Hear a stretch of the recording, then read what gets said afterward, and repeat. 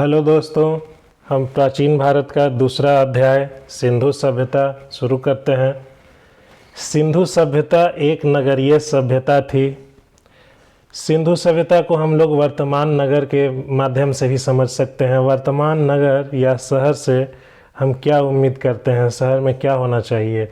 शहर में अच्छा मकान होना चाहिए, अच्छी सड़कें होनी चाहिए, बेहतर जल निकास प्रणाली होना चाहिए, रात में जगमगाती सड़कें हों, स्विमिंग पूल, मुख्य व्यवसाय के रूप में व्यापार तथा शहरों के भोजन ज़रूरतों को पूरा करने के लिए आसपास उन्नत कृषि व्यवस्था हो, फैशन का प्रचलन, उद्योग धंधा, महिलाओं को आज़ादी, यातायात के विकसित साधन, ये सभी नगरीय लक्षण सिंधु सभ्यता में भी मौजूद थे। सिंधु सभ्यता में पक्की ईंटों के घर हड़प्पा सहित कई स्थलों से मिले हैं। अच्छी सड़कें, बेहतरीन ड्रेनेज सिस्टम भी कई स्थलों से मिले हैं। बृहद स्नानागार, जिसको हम स्विमिंग पूल कह सकते हैं, मोहनजोदड़ो से मिले हैं। और भी कई जगहों पे रहे होंगे, हो सकता है उनका प्रमाण न मिल पाया हो। आंतरिक और बाह्य व्यापार के प्रमाण प्राप्त हुए हैं। फैशन के रूप में चन्हुदड़ों से लिपस्टिक तथा कई अन्य सिंधु स्थलों से सौंदर्य प्रसाधन के अनेक सामान मिले हैं। यहाँ से उद्योग धंधे के भी कई प्रमाण मिले हैं। वस्त्र उद्योग एक प्रमुख उद्योग था। मातृशक्ति की पूजा इस बात का प्रतीक है कि सिंधु सभ्यता में महिलाओं की स्थिति अच्छी थी। दैमाबाद से तांबे का रथ मिला है, जो यातायात का साधन रहा होगा। वर्तमान के शहरों की तरह सिंधु सभ्यता के शहरों में भी लौकिक या भौतिक जगत वर्चस्वशाली था, यद्यपि धार्मिक तत्व भी उपस्थित थे। इसके आगे हम लोग बात करें, सिंधु सभ्यता का जो समय है, कार्बन 14 रेडियो कार्बन C14 के द्वारा उसका जो अनुमानित समय है वो 2500 ईस्वी पूर्व से 1750 ईस्वी पूर्व तक माना जाता है। सिंधु सभ्यता आद्य ऐतिहासिक काल माना जाता है। आद्य ऐतिहासिक का मतलब होता है वह समय जब लेखन कला मौजूद था, लेकिन उस लेखन कला को अभी तक पढ़ा नहीं जा सका है। सिंधु सभ्यता का सबसे उत्तरी स्थल मांदा, दक्षिणी स्थल दैमाबाद, पूर्वी स्थल आलमगीरपुर और पश्चिमी स्थल सुतका गेंडेर को माना जाता है। सिंधु सभ्यता के जो भी स्थल हैं वो भारत पाकिस्तान दोनों जगहों से मिले हैं। पहले हम भारत में मिले सिंधु स्थल को देख लेते हैं। भारत में मिले हड़प्पा सभ्यता के स्थल को देख लेते हैं। सबसे पहला शहर हमारा लोथल है। लोथल से पक्की ईंटों से बना विशाल गोदीवाड़ा मिला है, जिससे इसके बंदरगाह नगर होने की पुष्टि होती है। यह भोगवा नदी के किनारे है, गुजरात के अहमदाबाद जिले में है। लोथल का उत्खनन S.R. राव के निर्देशन में 1955 से 62 ईस्वी के बीच हुआ। यहाँ से युगल समाधान अर्थात 2 लोगों को साथ दफनाने का प्रमाण मिला है। लोथल से अनेक घरों से कुओं के प्रमाण मिले हैं। अगला शहर है कालीबंगा। यह राजस्थान के गंगानगर जिले में घग्गर नदी के किनारे है।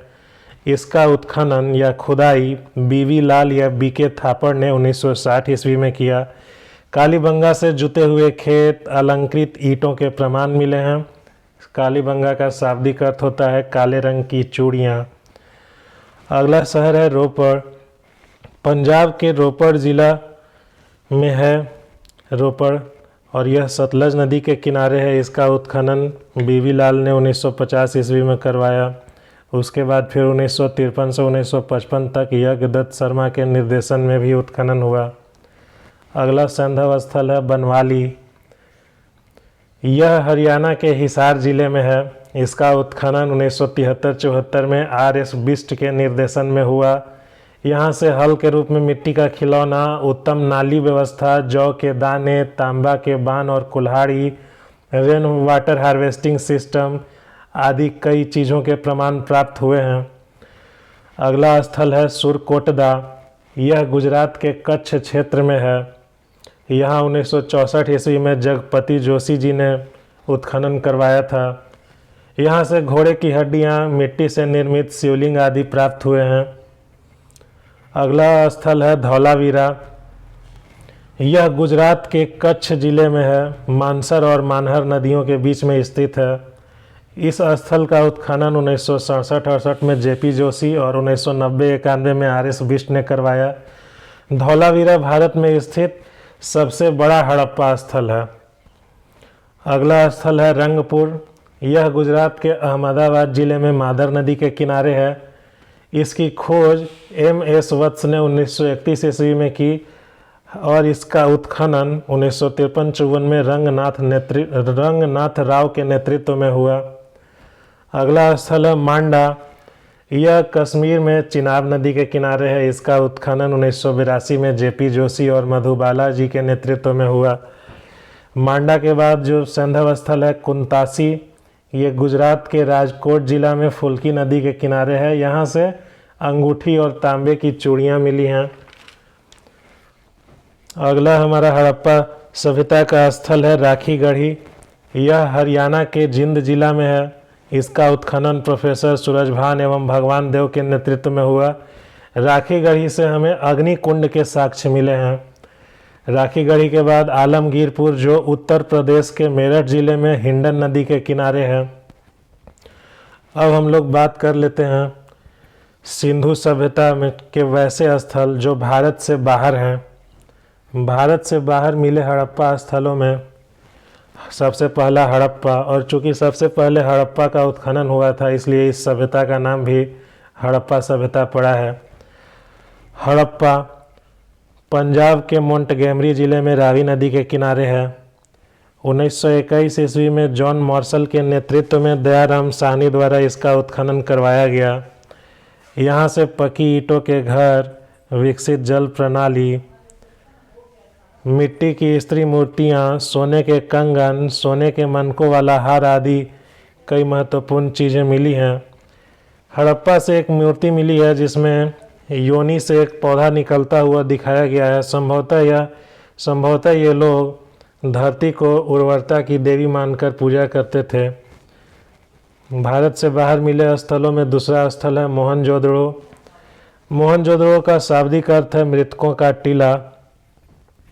यह पाकिस्तान के सिंध प्रांत में लरकाना जिला में सिंधु नदी के किनारे स्थित है। इसका उत्खनन 1922 ईस्वी में राखल दास बनर्जी ने करवाया। मोहनजोदड़ो से विशाल स्नानागार, चांदी के बर्तन, कपड़े के अवशेष, मिट्टी के तराजू, बालों में लगने वाला पिन, कांसा के दर्पण मिले हैं। यहाँ से मेसोपोटामिया की मुहर भी मिली है। अगला हमारा संधव स्थल है चान्होदड़ो। यह पाकिस्तान के सिंध प्रांत में 1931 ईस्वी में एन.सी. मजूमदार द्वारा उत्खनन करवाया गया।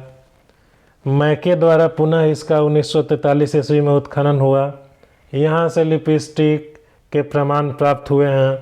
चान्होदड़ो में घरों के अंदर आंगन, स्नान गृह, कमरे, शौचालय आदि बने थे।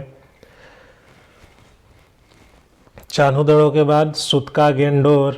यह पाकिस्तान ईरान सीमा पर स्थित है। यह एक बंदरगाह नगर था। इसकी खोज 1927 में ऑरेल स्टाइन द्वारा तथा उत्खनन जॉर्ज डेल्स द्वारा 1962 में की गई। अगला हमारा संधव स्थल सोर्तघुई है। हालांकि सोर्तघुई को कई इतिहासकार संधव स्थल नहीं मानते हैं। यह अफगानिस्तान में है। संभवतः सिंधु सभ्यता के व्यापारियों ने यहाँ अपनी बस्ती स्थापित की होगी। सिंधु सभ्यता के विनाश का सबसे अधिक मान्य मत बाढ़ है।